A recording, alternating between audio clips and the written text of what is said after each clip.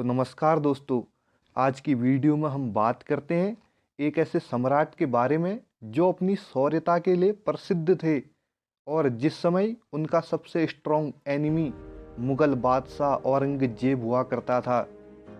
ऐसा कहा जाता है कि उन्होंने अपने शासनकाल के दौरान 210 युद्ध लड़े और इन सब युद्धों में एक प्रमुख बात यह थी कि उनकी सेना एक भी युद्ध में डिफीटेड नहीं हुई थी। और शायद आप जानते होंगे कि उनके पराक्रम की वजह से परेशान होकर औरंगजेब ने कसम खाई कि जब तक वह पकड़े न जाएंगे तब तक मैं अपना ताज सर पर नहीं चढ़ाऊंगा। तो हम बात कर रहे हैं छत्रपति संभाजी राजे की, जो मराठा सम्राट और छत्रपति शिवाजी महाराज के उत्तराधिकारी थे। विशाल मुगल सेना का साहस और असाधारण शौर्य से मुकाबला करने वाले छत्रपति संभाजी राजे एक महान साहित्यकार और संस्कृत भाषा के अच्छे ज्ञाता भी थे। संभाजी महाराज ने 14 वर्ष की आयु में संस्कृत ग्रंथ बुद्धभूषण राजनीति की रचना करी। छत्रपति संभाजी महाराज का जन्म 14 मई 1657 को पुरंदर किले में शिवाजी महाराज और महारानी सईबाई के वहां हुआ। लेकिन संभाजी महाराज की युवा अवस्था में उनकी मां सईबाई की मृत्यु हो जाती है और उसके बाद पुणे के पास कपूरहोल गांव की एक महिला धरव पाटिल गाडे उनकी पालक मां बन जाती है और देखभाल दादी राजमाता जीजाबाई करती है। कई हिस्टोरिकल रिकॉर्ड के अनुसार संभाजी महाराज अत्यंत हैंडसम और ब्रेव थे। वे कई लैंग्वेजेस के विद्वान और बेहद चतुर राजनीतिज्ञ भी थे। उन्होंने पॉलिटिकल सबटल्टीज को पूरी तरह आत्मसात कर लिया। उनके पिता शिवाजी महाराज अपनी आगरा यात्रा के दौरान उन्हें अपने साथ ले गए, यह सोचकर कि उन्हें कम उम्र में मुगल कोर्ट के मामलों और पॉलिटिक्स की जानकारी हो तो उनके भविष्य के लिए उपयोगी हो। और संभाजी राजे उस समय 9 साल के थे। 12 मई 1666 को आगरा की कोर्ट में शिवाजी और संभाजी मुगल बादशाह औरंगजेब से मुलाकात करते हैं और औरंगजेब द्वारा दोनों को डिटेन्ड कर दिया जाता है। लेकिन 12 जुलाई 1666 को दोनों भाग निकल जाते हैं। हालांकि दोनों पक्षों में सुलह हो गई और शिवाजी को राजा की उपाधि प्रदान करते हैं औरंगजेब और संभाजी को 5000 घोड़ों के साथ मुगल मनसबदार के रूप में रिज्यूम्ड करते हैं। 1674 में शिवाजी महाराज के राज्याभिषेक के समय तक संभाजी राजे राजनीति और युद्ध की रणनीति की सूक्ष्मताओं में पारंगत हो गए। युवा संभाजी राजे का अक्सर शिवाजी महाराजा के अनुभवी दरबारियों से मतभेद रहता था। संभाजी महाराज अमात्य अन्नाजी दत्त के प्रशासन के सख्त खिलाफ थे। कुछ दरबारी संभाजी महाराज को स्वेर वर्ड कहते थे। यह अन्नाजी दत्त के कहने पर किया गया। उनके विरोध के कारण वह शिवाजी महाराज के साथ दक्षिण भारत अभियान पर नहीं जा सके। संभाजी महाराज संतों के प्रति आदर रखते थे। अप्रैल 1680 के पहले सप्ताह में जब शिवाजी की मृत्यु हुई तब संभाजी को पन्हाला फोर्ट में बंदी बनाकर रखा गया। उस समय शिवाजी की एम्बिटियस विडो सोयराबाई और संभाजी की सौतेली मां अन्नाजी दत्तो और अन्य मंत्री संभाजी को सिंहासन पर बैठने से रोकने के लिए साजिश रचते हैं और संभाजी के सौतेले भाई राजा राम को राजगद्दी पर बिठा देते हैं।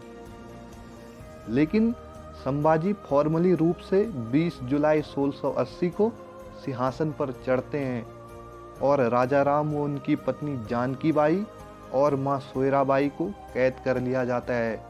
फिर संभाजी राज्याभिषेक के तुरंत बाद अपने पड़ोसी राज्यों के खिलाफ सैन्य अभियान शुरू करते हैं। साल 1680 में संभाजी बुरहानपुर को लूटते हैं और तबाह कर देते हैं।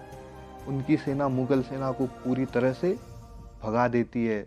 इसी तरह 1681 में औरंगजेब के चौथे बेटे अकबर कुछ मुस्लिम मनसबदार समर्थकों के साथ मुगल दरबार को छोड़ देते हैं और कुछ कारणवश अकबर संभाजी की शरण ले लेता है। 5 साल तक अकबर संभाजी के साथ रहता है, इस उम्मीद में कि मुगल सिंहासन पर हमला करने और जब्त करने के लिए वह धन उधार देंगे। अनफॉर्चुनेट संभाजी के लिए अकबर को शरण देना फलदायी नहीं रहा।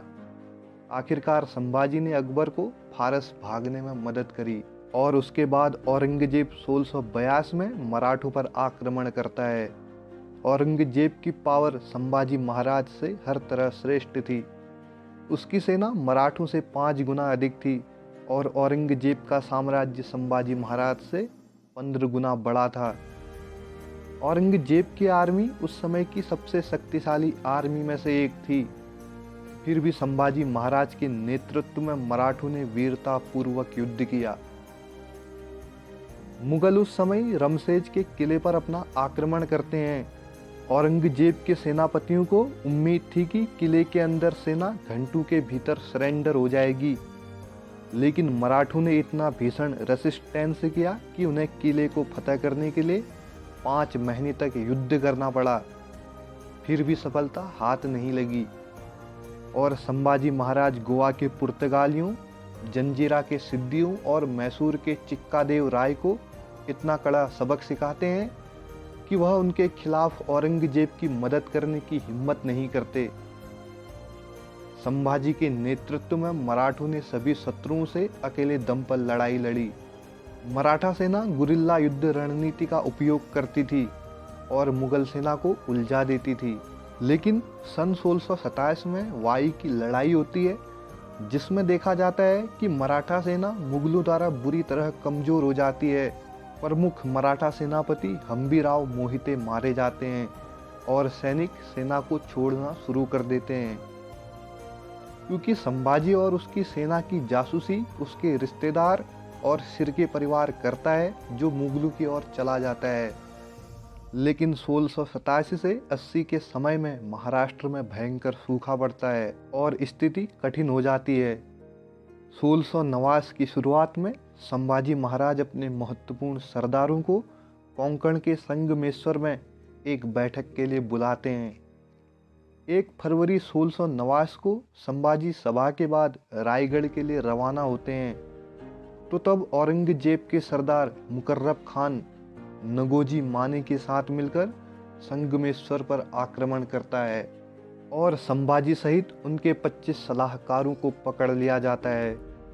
पकड़े गए संभाजी को और कवि कलश को अहमदनगर जिले के बहादुरगढ़ लाया गया और मुगल सैनिकों द्वारा उनका अपमान किया गया और उन्हें औरंगजेब के सामने झुकने और इस्लाम में परिवर्तित होने का आदेश दिया गया, लेकिन उन्होंने ऐसा करने से इनकार कर दिया। ऐसा करके उन्होंने धर्मवीर की इकाई प्राप्त करी। औरंगजेब ने संभाजी और कवि कलश को यातना देकर मार डालने का आदेश दिया। इस प्रक्रिया में 1 पखवाड़े का समय लगा। अगर पखवाड़े को हम समझें तो पखवाड़ा समय की एक इकाई है, जिसे हम महीने का आधा भाग भी कह सकते हैं। अंततः 11 मार्च 1689 को संभाजी की हत्या कर दी गई। संभाजी की मृत्यु और उनके छोटे सौतेले भाई राजाराम द्वारा मराठा साम्राज्य को अव्यवस्था में डाल दिया। राजाराम मराठा राजधानी को दूर दक्षिण में जिंजी में स्थानांतरित कर देता है, जबकि मराठा गुरिल्ला लड़ाकू संताजी घोरपड़े और धनाजी जाधव के नेतृत्व में मुगल सेना को परेशान करना जारी रखते हैं।